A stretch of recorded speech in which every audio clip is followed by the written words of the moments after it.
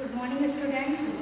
आपका व्याकरण में पाठ 4 शब्द और वाक्य है। तो शब्द और वाक्य के बारे में सबसे पहले बताना चाहती हूँ कि शब्द, अभी आपने पहले चैप्टर में पढ़ा भाषा के बारे में, दूसरा पढ़ा ध्वनि वर्ण तथा वर्तनी के बारे में, तीसरा आपने पढ़ा संयुक्त व्यंजन के बारे में। कहीं ना कहीं इन चीज़ों का संपर्क यानी इन चीज़ों का संबंध किससे है? शब्द से है, क्योंकि शब्द किससे बनकर मिलता है? ध्वनियों से, वर्ण से, जिसको हम बोलते हैं वर्ण, कहते हैं ना वर्ण, ध्वनियों का लिखित रूप कहलाता है। यानी जब हम किसी वर्णों को मिलाते हैं, जैसे कि आपने यहाँ देखा भी है कि यहाँ इतनी ध्वनियाँ यहाँ दी गई हैं और इन ध्वनियों को मिलाकर हमने किसका निर्माण किया? एक शब्द का निर्माण किया। लेकिन इसका आधार क्या है? वो है वर्ण। शब्द का आधार क्या होगा? कहीं ना कहीं इसका कोई भी कुछ तो संपर्क यानी कुछ संबंध होगा जिसके आधार पर हम शब्द का निर्माण कर रहे हैं, तो वो होती है हमारी ध्वनि। ध्वनियों के आधार पर ही, यानी ध्वनियों का जो निश्चित रूप होता है, जो शुद्ध रूप होता है, वो हमारे शुद्ध वर्तनी यानी शुद्ध शब्द का निर्माण करता है, शुद्ध वर्तनी का निर्माण करता है, वो होता है हमारा शब्द। आप यहाँ देख रहे हैं कि यहाँ सूरज, जिसको हमने विभिन्न ध्वनियों के मेल में बांटा, ठीक है, विभिन्न ध्वनियों से मिलाकर ये हमारा शब्द बना है। यहाँ पर आपने देखा शाह, हलंत लगा हुआ है, क्योंकि यहाँ स्वर का प्रयोग किया गया, इसलिए हमने इसको हलंत स्वर को दिखाने के लिए किया है, ठीक है। अब यहाँ पर बड़ा हूँ प्लस रा हलंत प्लस आ प्लस जा, हलंत लगाया प्लस आ, ठीक है। तो ये हमारा मिलाकर क्या बना? सूरज। तो ये हमारा क्या बना? शब्द, ठीक है। तो इन ध्वनियों को मिलाकर हमारा एक शब्द का निर्माण हुआ, ठीक है। ठीक इसी प्रकार विभिन्न ध्वनियों को, जैसा कि मैंने पहले बताया कि विभिन्न ध्वनियों को मिलाकर एक शब्द का निर्माण किया जाता है, तो उसी प्रकार से जब विभिन्न ध्वनियों को एक निश्चित क्रम, निश्चित क्या है? सही क्रम होना चाहिए। जब हमारी किसी भी चीज़ की योजना सही होती है, निश्चित होती है, तो उसका हर काम एकदम सिस्टमैटिक यानी सिस्टम से होता है। तो वही चीज़ हमारे शब्द में भी आती है कि हमारी जो ध्वनियाँ हैं वो निश्चित क्रम में जुड़ रही, यानी कि विभिन्न ध्वनियों को, विभिन्न यानी अलग अलग ध्वनियों को मिलाकर, यानी अलग अलग ध्वनियों को एक निश्चित क्रम में जोड़कर बनाए गए अर्थवान यानी जिसका कोई अर्थ निकले, जिन शब्दों का कोई अर्थ निकलता है, यानी अर्थवान एवं स्वतंत्र ध्वनि समूह को, स्वतंत्र यानी जो अपने स्व यानी जो अपने आप में, जो किसी के आवेश में नहीं है, किसी के बंधनों से मुक्त है, किसी के बंधनों में घिरी हुई नहीं है, वो पूर्ण रूप से क्या है? स्वतंत्र है। तो वो हमारी आ गई अर्थवान एवं स्वतंत्र ध्वनि समूह। यहाँ पर एक हम समूह में मिला रहे हैं, ऐसा तो नहीं कि अलग है, वो एक समूह में ही मिलकर एक शब्द का निर्माण कर रहा है। तो अर्थवान एवं ध्वनि स्वतंत्र ध्वनि समूह को हम क्या कहते हैं? शब्द, ठीक है। अगर नॉर्मल साधारण तरीके से बोला जाए तो ये भी बोल सकते हैं कि विभिन्न ध्वनियों के मेल को हम शब्द कहते हैं। लेकिन किसी भी चीज़ की परिभाषा को समझने से पहले उसका अर्थ समझना बहुत जरूरी होता है कि हम जिस चीज़ को पढ़ रहे हैं उसका अर्थ क्या निकल रहा है। जब हम किसी भी अर्थ को सही रूप से समझ जाते हैं तो वहाँ हमारी क्या परिभाषा सही रूप से निकलती है, ठीक है।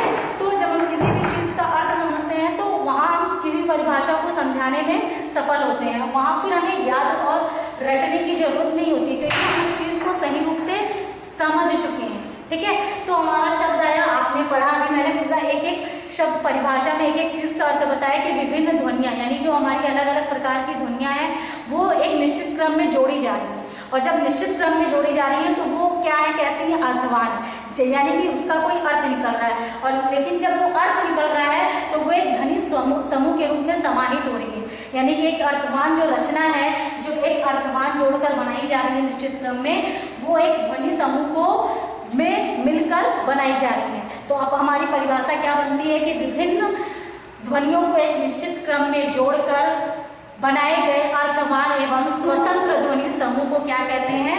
शब्द, ठीक है। हम इसको बहुत छोटे शब्दों में भी समझा सकते हैं कि विभिन्न ध्वनियों के मेल को शब्द कहते हैं। लेकिन एक छोटी सी परिभाषा को अगर हम छोटे रूप से समझ लें तो जरूरी नहीं है कि हम किसी भी चीज़ को लिखने के लिए हमने एक लाइन की परिभाषा लिखी और वो चीज़ हमें समझ में आ गई, हमें टाइम नहीं लगा। लेकिन अगर किसी भी परिभाषा को अगर वहाँ हमारा समझाने का प्रयास बड़ा है, लिखने का प्रारूप बड़ा है, लेकिन उसमें अर्थ ज़्यादा निकल रहे हैं, उस शीर्षक को समझने का हर चीज़ें, हर एक शब्द हमें समझ में आ रही हैं, तो सबसे पहले हमें उसे समझना सबसे ज़्यादा जरूरी है कि किसी भी परिभाषा को जब हम समझते हैं तो उसके हर एक शब्द में उसका अर्थ छिपा होता है। यहाँ तक कि आपने शब्द की परिभाषा में भी पढ़ा कि जब हम किसी ध्वनियों को उस समूह में बांटते हैं या मिलाकर लिखते हैं तो वो अर्थ और ध्वनि क्या होना चाहिए, अर्थवान होना चाहिए।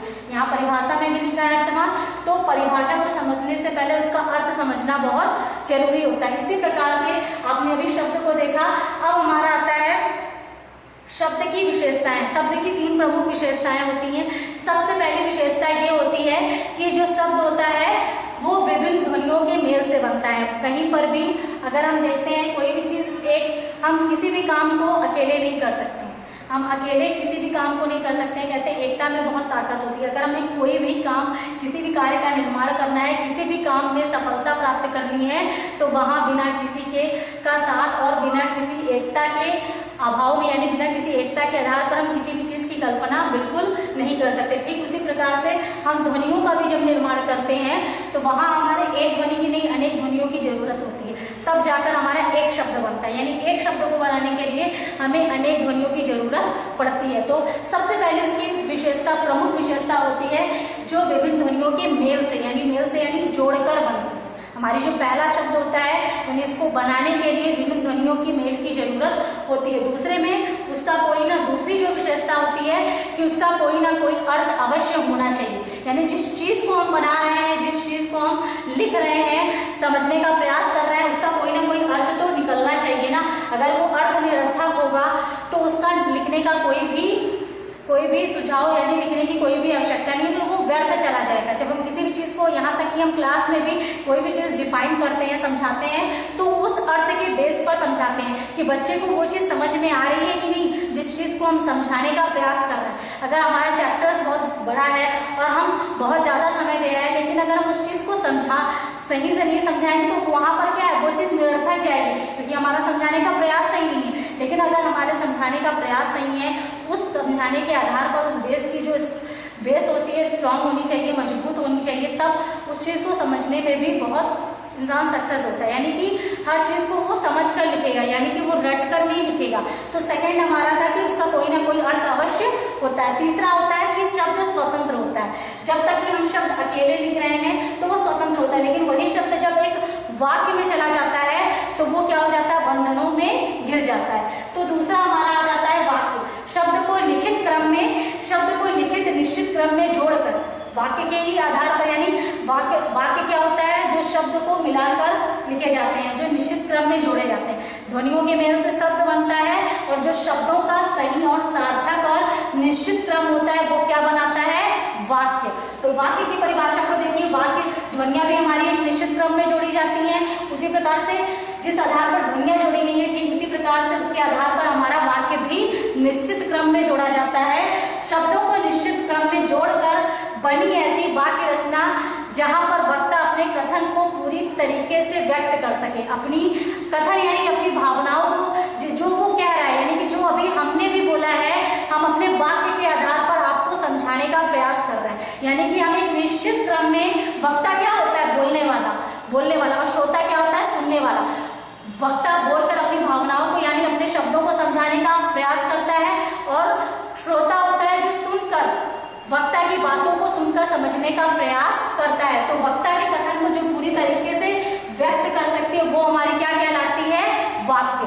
तो निश्चित क्रम में जोड़कर बनाई गई ऐसी रचना जो वक्ता के कथन को पूरी तरीके से व्यक्त कर सके वो क्या कहलाती है, हमारी वाक्य। तो इसी प्रकार से हमने आपको समझाया कि शब्द क्या होता है, वाक्य। शब्द एक हमारा जो विभिन्न ध्वनियों को निश्चित क्रम में जोड़कर बनाया जाता है, जहां पर उसका अर्थवान होना चाहिए और वह ध्वनि समूह में स्वतंत्र होना चाहिए। लेकिन जब वही शब्द हमारे वाक्य में आता है तो वो क्या हो जाता है, फिर वहां वो शब्द स्वतंत्र नहीं रह जाता है। वहां वाक्य के आधार पर सारे नियम उसके आधार पर लगते हैं, किसके आधार पर, शब्द के, यानी वाक्य के आधार पर उन शब्दों का फिर निर्माण किया जाता है। फिर वहां हमारे शब्द स्वतंत्र नहीं रहते हैं। Thanks everyone.